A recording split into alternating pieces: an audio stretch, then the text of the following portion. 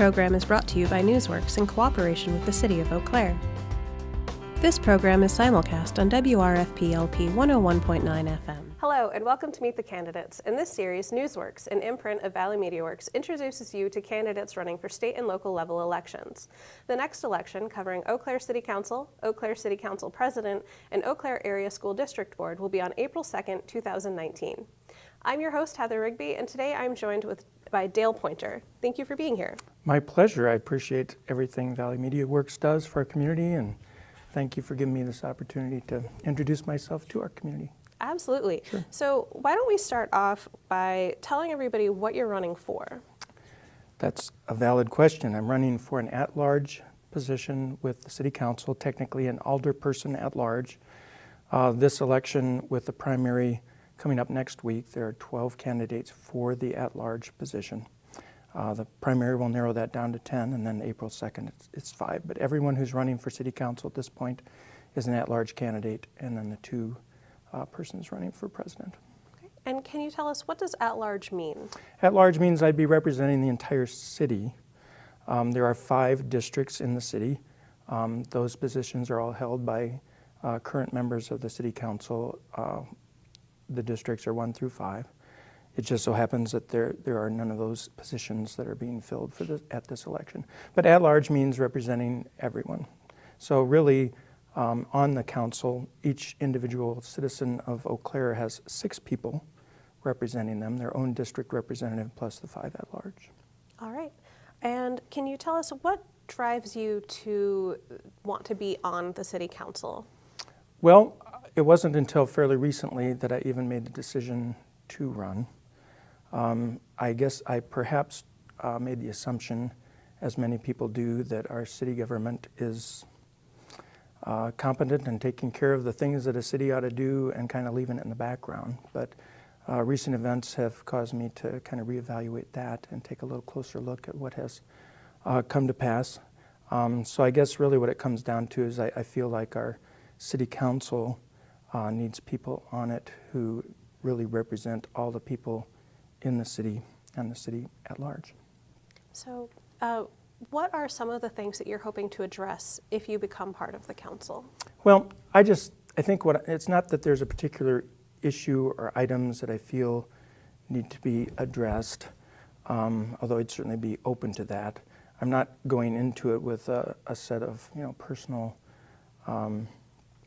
programs or agendas. I just think the whole process of what the City Council is involved with and how they make decisions needs to be, addressed. I think the city needs to be not worrying about matters of so much national and state importance. I think it needs to focus and prioritize issues that are important for the city. And as far as making decisions, I think those decisions need to be made based on rational, objective facts and arguments, not emotional or trendy sorts of issues or sightings on things. So it's not that I'm setting out to change something in particular, but I'm not ruling out that either. But I just think there's some streamlining, there's some transparency. I mean, there were a few things that happened recently with the City Council making decisions. There really weren't opportunities for public, statement. The whole process was kind of short-circuited, so I just like to make sure that doesn't happen. Would you mind elaborating a little on those Well, opportunities? one, I guess, more obvious situation is with the library positions that were added very late in the game and didn't go really through the right process. They weren't requested from the library. Ostensibly, that's the case anyway, so I just don't think it's the City Council persons or alderpersons' responsibility to be kind of directly throwing those things out there to add on to the budget, and the responsibility for where those costs would come from really wasn't addressed.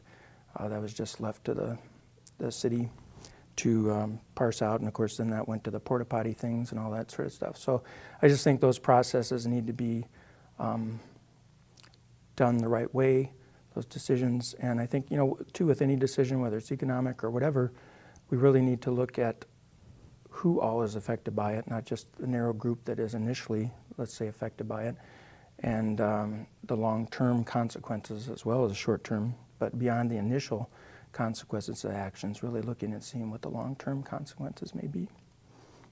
All right. And what makes you qualified, or what sets you apart as a candidate for this position? Well, I'm qualified, I believe, because I've been in positions of leadership and decision-making for decades. I'm a small business person in Eau Claire, involved with running a professional service business, architecture. I have been involved with boards and committees, whether it's the Chamber of Commerce board or advisory boards at CVTC, Boy Scout, Scoutmaster, lots of different situations. My job puts me in positions where I work with a lot of committees and boards, whether it's school boards or church committees or whatever. And I think I have a pretty good bit of experience in terms of working with groups of people, working to reach decisions, talking about different options and whatnot, and then making forward-looking, grounded, principled decisions about whatever's on the docket. All right. Is there anything else that you feel you should be able to share with the voters, or anything that you haven't mentioned already or that you want to elaborate on? I don't know. I've lived in Eau Claire almost 30 years. I chose to move here to be a part of this community, my wife and I.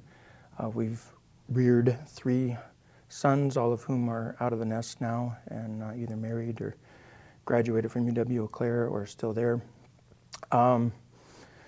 I really have a lot of pride in our community, especially what's happened recently downtown, just a lot of great infrastructure things, and that has changed a lot over the nearly 30 years that I've been here. When we first moved to the community, one of the things that really struck me was how the entire community essentially turned its back on the 2 rivers that it had. Just a wonderful resource that was kind of hidden, tucked away. So that's all much improved, and I just want to make sure that in terms of business, support and encouragement for business, bringing people to the community, all that sort of thing that is obviously related to our infrastructure and programs and whatnot, that we continue to make that a positive means for people to get here and things. All right, wonderful. I'm rambling now. That's okay. Well, thank you so much for joining us today, and good luck with the primary coming up. We will Thank you. See how that goes. Yes. All right. Well, thank you also, audience, for joining us. This has been Dale Poynter, running for Eau Claire City Council Elder Person at Large. If you would like to be involved in any of our programming, you are welcome to do so, and you can find out more information on our website at www.valleymediaworks.org.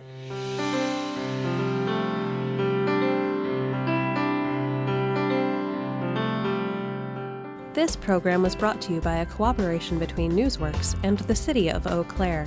Newsworks is made possible by continuing community support. If you would like to volunteer or make a donation, please contact us via phone at 715-839-5067 or online at valleymediaworks.org.